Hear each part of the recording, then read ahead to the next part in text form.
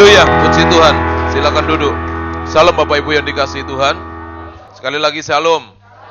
Tadi pagi saya sampaikan di tempat ini bicara tentang kita berjalan di dalam kemustahilannya Tuhan. Nah, saudaraku yang kekasih dalam Tuhan, siang hari ini Tuhan gerakkan buat saya, saudara, untuk menyampaikan sesuatu buat saudara. Nah, saudaraku yang kekasih, kita tahu 2019 itu tinggal hitungan hari. Katakan sama-sama hitungan hari. Kurang lebih 15 hari lagi kita akan meninggalkan tahun 2019. Apa yang terjadi di dalam setiap kehidupan saudara dan saya, itu tidak ada yang namanya kebetulan.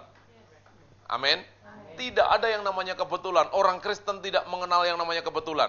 Tetapi yang terjadi di dalam setiap kehidupan kita, itu adalah rencana Tuhan. Mari katakan sama-sama rencana Tuhan. Mari katakan sekali lagi rencana Tuhan.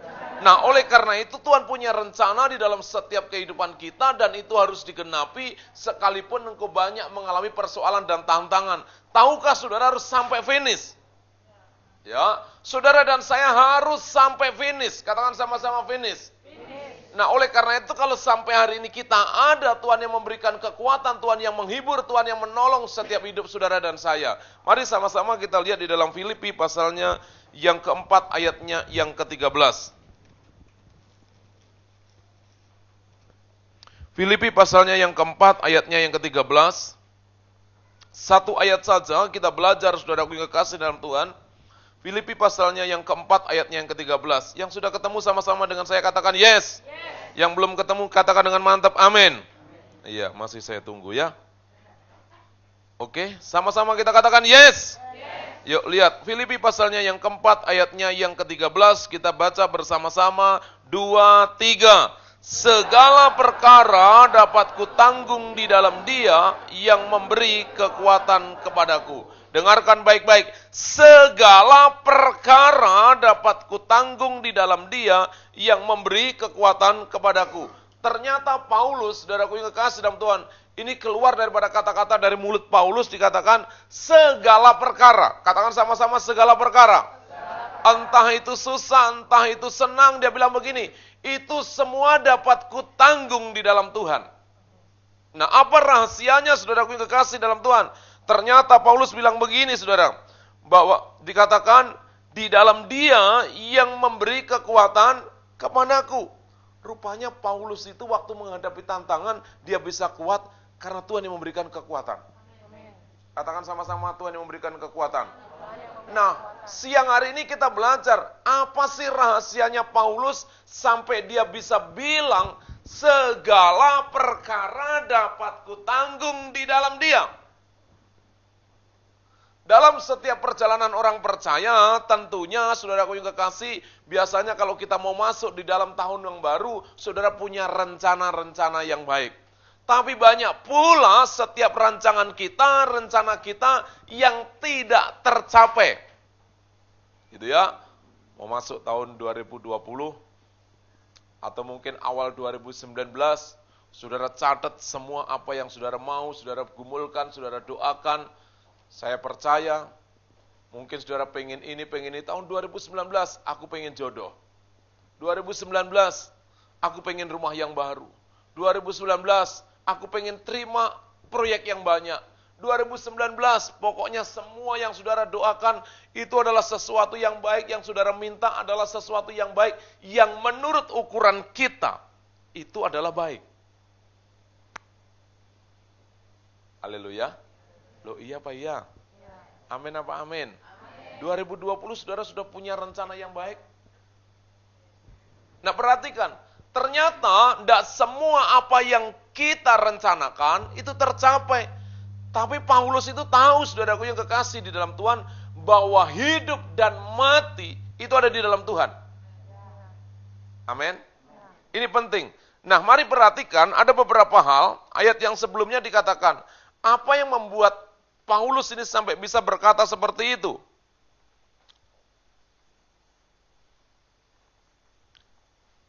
Ayat 10 dikatakan demikian, aku bersukacita dalam Tuhan, bahwa akhirnya pikiranmu dan perasaanmu bertumbuh kembali untuk aku. Memang selalu ada perhatianmu, tetapi tidak ada kesempatan bagimu. Kukatakan ini bukanlah karena kekurangan, Sebab aku telah belajar mencukupkan diri dalam segala keadaan. Aku tahu apa itu kekurangan dan aku tahu apa itu kelimpahan. Dalam segala hal dan dalam segala perkara tidak ada sesuatu yang merupakan rahasia bagiku, baik dalam hal kenyang maupun dalam hal kelaparan, baik dalam hal kelimpahan maupun dalam hal kekurangan. Yang pertama, saudaraku yang kekasih dalam Tuhan, bagaimana kita bisa memikul, menanggung segala perkara itu? Yang pertama, kita belajar bersyukur. Katakan sama-sama belajar bersyukur. Katakan sama-sama belajar bersyukur. Nah, Paulus, saudaraku, mengatakan apa itu kekurangan, apa itu kelebihan, dia tahu. Saya percaya, saudaraku yang kekasih dalam Tuhan, dalam setiap rencana hidup kita, kita selalu ingin sesuatu yang baik itu yang terjadi dalam hidup kita. Haleluya. Amin. Amin.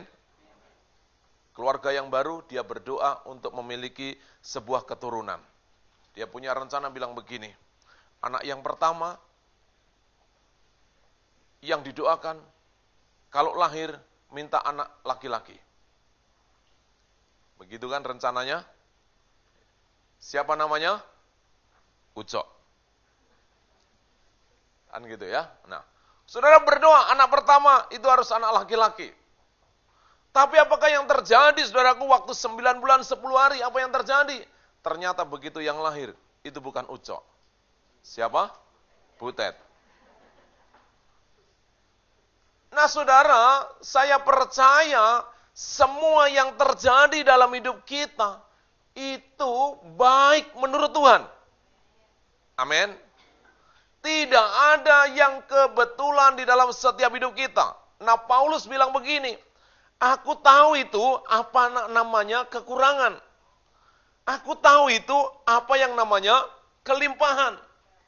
Oleh karena itu, dia bilang begini, aku dapat menanggung segala perkara karena aku belajar mencukupkan dengan apa yang ada padaku. Amin. Katakan sama-sama mencukupkan. Katakan sama-sama mencukupkan. Bicara ini, saudaraku yang kekasih dalam Tuhan, orang Kristen harus menjadi dampak bagaimana dia belajar mengucap syukur. Haleluya. Amin. Siapa yang pengen punya mobil? Halo, siapa yang pengen punya mobil? Coba lihat saya dulu. Siapa yang pengen punya mobil? Mantap toh. 2020. Tuhan, aku 2019 belum punya mobil. Tapi 2020 aku berdoa. Pengen punya mobil. Lo punya mobil itu kan sekarang gampang. Lo iya Pak ya? Haleluya. Saudara punya duit 10 juta ya sekarang sudah bisa bawa mobil. Tapi yang menjadi persoalan adalah bagaimana dengan kemampuan kita setelah itu setiap bulannya. Haleluya. Jangan sampai gara-gara 10 juta kita pulang bawa mobil, 15 juta pulang bawa mobil, saudaraku yang kekasih dalam Tuhan. Tapi setelah itu setiap bulannya, waktu kita mau mencicil, kita nggak punya uang, lalu kita bilang begini, Tuhan, kok begini sih jadi Kristen? Siapa yang salah? Halo, siapa yang salah? Saudara nggak salah waktu engkau ambil mobil, tapi engkau harus syukur kekuatanmu. Yang ngerti sama-sama katakan amin. Paulus tahu itu apa namanya kekurangan, tahu itu apa yang namanya kelimpahan. Oleh karena itu dia bilang begini, aku mencukupkan diri dengan apa yang ada padaku. Banyak orang Kristen jatuh ke dalam berbagai percobaan, bukan Tuhan yang mencobai, tapi keinginannya sendiri. Saudara mulai nangkep sampai di sini? Amin. Amin. Sebab saya percaya Tuhan akan memberikan kebutuhan kita, tapi Tuhan tidak akan memberikan keinginanmu. Apa bedanya kebutuhan dan keinginan? Kalau engkau butuh, Tuhan pasti akan memberikan. Tapi kalau engkau ingin, itu belum tentu. Ingin itu begini, saudaraku yang kekasih dalam Tuhan, engkau sudah punya tas 4, lihat tas yang bagus, itu biasanya kaum Hawa. Kalau lihat tas itu matanya langsung biru. Langsung hijau. Wih, Jalan-jalan ke mall, ini tas luar biasa banget itu ya. Lihat tas, langsung dia bilang begini, "Papa, kayaknya tas itu bagus. Tas itu bermerek." Alias apa? Minta diapain itu? Para suami minta diapain? Kalau istrimu ngomong seperti itu minta diapain? Wow, istri-istri mantep, minta dibeliin. Nah, saudaraku yang kekasih dalam Tuhan, itu bicara keinginan, bukan karena kita nggak punya tas. Haleluya. Pertama kali saudaraku yang kekasih dalam Tuhan, saya ini bicara selalu begini sama Tuhan. Tuhan, kalau sesuatu yang aku butuhkan, berarti Tuhan yang memelihara hidupku. Apa yang aku butuhkan, berarti Tuhan memelihara hidupku. Suatu kali, saudara, saya tidak pernah lupa, itu saya punya mobil adalah mobil yang pertama, saudara ya. Sekarang kurang lebih, belum lama, 2012, jadi sudah berapa usianya? 7 tahun.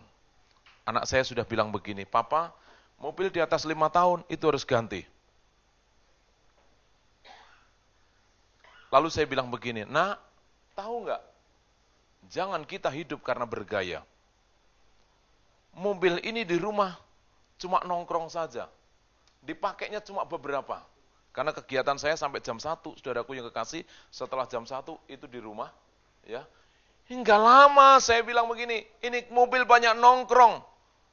Apakah mobil ini nggak bisa dipakai? Bisa, Papa. Tapi di atas 5 tahun mesti ganti. Kata siapa?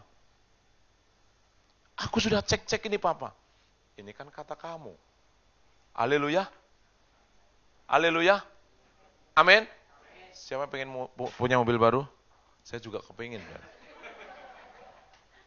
Tapi tahukah saudara, saya itu cuma bilang begini sama Tuhan, saya itu malu sama Tuhan, saya bilang begini, "Tuhan, aku masih ingat waktu itu aku mau pelayanan ada di Citra Raya." Ya.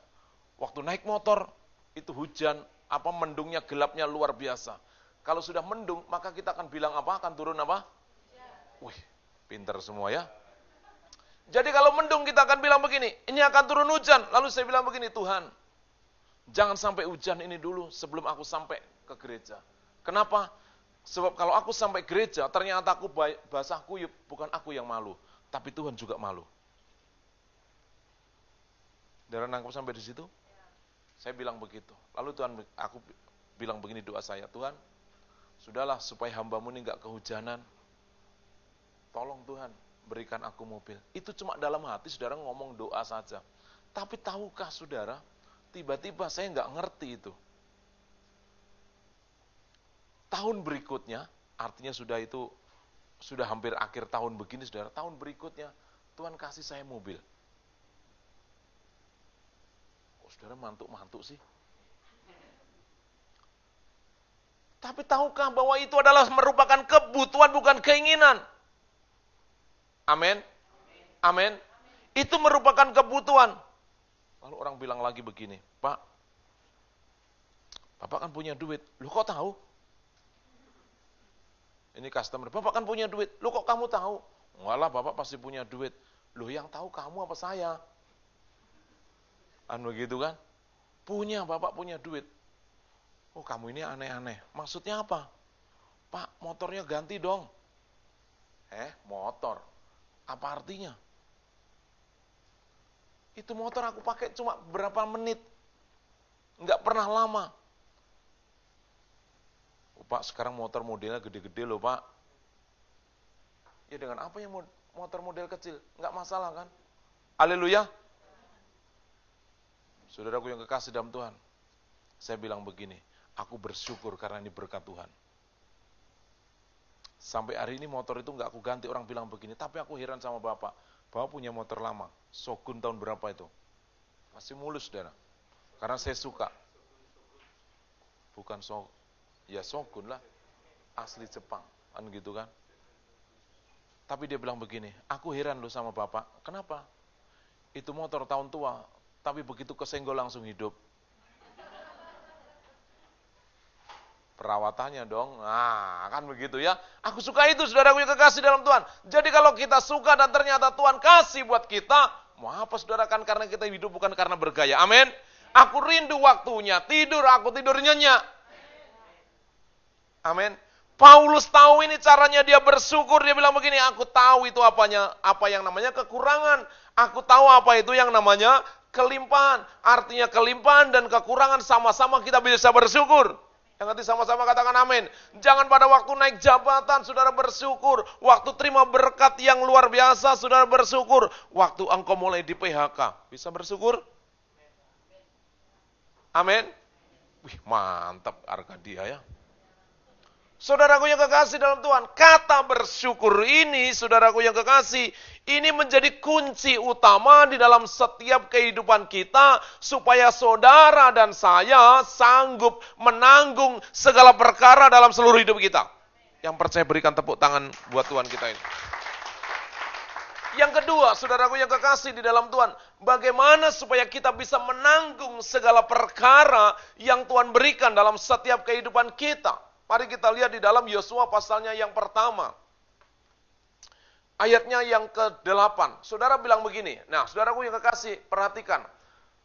Ada seorang petinju yang begitu luar biasa, dia menemukan, dia bilang begini, buku yang pernah aku jumpai, buku yang pernah aku baca, buku yang terbaik yang pernah aku baca dan aku renungkan, itu adalah Alkitab. Ya, buku yang terbaik itu adalah Alkitab. Amin. Kenapa orang ini bilang begitu? Sebab dia bilang begini, sebab Alkitab itu adalah buku yang bisa merubah hidupku, masa lalu, masa sekarang, dan menjamin hidupku di masa yang akan datang.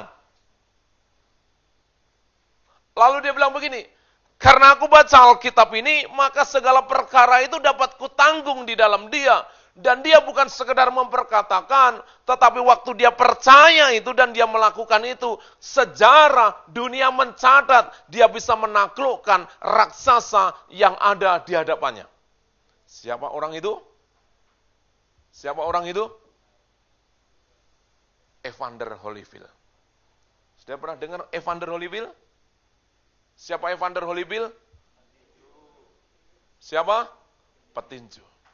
Waktu Evander Holyfield mau menghadapi yang namanya si leher beton Mike Tyson. Kalau saudara mau taruhan kira-kira mau tebak-tebakan, sebelum main, saudara pilih yang mana? Yang kira-kira menang? Hah? Evander Holyfield. Apa reputasinya Holyfield? Holyfield itu kalau menang, saudaraku yang kekasih dalam Tuhan, rata-rata itu di atas ronde yang ke-9. Si leher beton itu reputasinya cukup luar biasa. Jadi kalau dia menang, dia mengalahkan musuh-musuhnya. Itu rata-rata dengan KO di bawah ronde yang ketiga. Halo? Jadi kalau masuk kalangan, masuk ring, kira-kira saudara tebak mana yang menang? Oh, si Raja KO. 3 ronde, di bawah 3 ronde dia selalu menang. Tapi Evander Holyfield bilang begini, segala perkara dapat kutanggung di dalam dia. Termasuk di dalam karir dia masuk dalam sebuah kalangan. Saudaraku yang kekasih dalam Tuhan, dia kuatkan hatinya, dia lihat Mike Tyson, itu bukan lihat sesuatu yang menakutkan. Tetapi ada roh yang di dalam dia. Yang ngerti sama-sama katakan amin. Roh yang perkasa yang membuat dia mengalahkan Mike Tyson. Dan ternyata sejarah mencatat 2 kali Evander Holyfield melawan Mike Tyson. Waktu Mike Tyson kalah pertama kali, Mike Tyson penasaran. Dia minta tanding ulang. Tanding yang kedua, sampai akhirnya dia frustasi, gigit telinga. Dan sejarah mencatat, ternyata Evander Holyfield 2 kali dia mengalahkan Mike Tyson. Amin. Lalu dia berkata, buku yang terbaik inilah Alkitab. Siapa yang baca Alkitab setiap hari? Yang kedua, mari perhatikan. Yosua pasal yang pertama. Jadi yang pertama apa, saudaraku? Katakan sama-sama bersyukur. Katakan sama-sama bersyukur. Katakan sama-sama bersyukur. Yang kedua, mari kita lihat Yosua pasalnya yang pertama, mulai ayatnya yang ke-8 sampai dengan ayatnya yang ke-9. Yuk, Yosua, dikatakan demikian. Janganlah engkau lupa memperkatakan kitab Taurat ini, tetapi renungkanlah itu siang dan malam, supaya apa? Engkau bertindak hati-hati. Yang kedua, saudara, waktu kita merenungkan firman Tuhan, ternyata Alkitab bilang begini, supaya engkau bertindak hati-hati nak. Amin. Amin. Jadi pada waktu kita tahu segala perkara dapat ditanggung di dalam kita, di dalam Kristus itu, supaya waktu kita merenungkan firman Tuhan, kita belajar berhati-hati. Katakan sama-sama hati-hati. Katakan sama-sama hati-hati. Ya, saudara perhatikan ini, dikatakan, janganlah engkau lupa memperkatakan kitab Taurat ini, tetapi renungkanlah itu siang dan supaya engkau bertindak hati-hati sesuai dengan segala yang tertulis di dalamnya. Saya percaya, saudaraku yang kekasih dalam Tuhan, kalau kita membaca Alkitab, maka kita akan belajar bertindak hati-hati. Amin. Amin. Baca Alkitab setiap hari. Bilang kiri kanan, baca Alkitab setiap hari. Sebab ini yang akan merubah hidup kita. Katakan sama-sama, merubah hidup. Merubah hidup. Siapa yang hidupnya mau berubah? Yang hidupnya mau berubah. Mari perhatikan, ayo ayat yang tadi. Mari perhatikan. Ini endingnya. Ya. Sebab dengan demikian, dikatakan, ayo sama-sama katakan, sebab dengan demikian. Sebab dengan demikian, perjalananmu akan berhasil dan engkau akan beruntung. Paulus tahu, Yosua tahu bagaimana dia bersyukur, bagaimana dia bertindak hati-hati. Ternyata itu Tuhan yang memberikan kekuatan. Yang hati sama-sama katakan amin. Aduh saudaraku yang kekasih, kalau kita lihat ini, saya percaya saudara adalah orang-orang yang menang. Amin. Yosua mengalami kemenangan ketika dia merenungkan firman Tuhan. Waktu engkau merenungkan firman Tuhan, Mazmur 1, ayatnya yang pertama sampai dengan ayat yang ketiga, maka engkau akan menghasilkan seperti pohon yang ditanam di tepi aliran air, yang akan menghasilkan buahnya pada musimnya. Apapun yang terjadi dalam hidup saudara dan saya, saudara adalah orang yang kuat menanggung segala perkara. Amin. Amin. Hidup ini tak seperti yang kita bayangkan. Kata Ahmad Albar, dunia ini adalah, bilang kiri kanan, ternyata dunia ini panggung sandiwara. Dunia ini panggung sandiwara. Saudara harus menang atas sandiwara itu. Nah saudara dan saya waktu kita bertindak hati-hati, waktu saudara menjadi pemain sandiwara di dunia ini, saudara harus mengalami kemenangan. Katakan sama-sama kemenangan. Nah apa rahasianya ini semua saudara? Ternyata kita belajar bersyukur. Katakan sama-sama bersyukur. Yang kedua, merenungkan firman Tuhan. Supaya kita bertindak hati-hati. Saya percaya siang hari ini, kalau engkau lakukan ini semua, engkau adalah orang-orang yang menang. Engkau adalah orang-orang yang cakap menanggung segala perkara. Engkau adalah orang-orang yang diberkati Tuhan. Engkau yang akan berkata, Yesus baik dalam seluruh kehidupanku. Saya undang pemain musik, worship leader, boleh maju ke depan. Ora la pasanda. Biar siang hari ini kebenaran firman Tuhan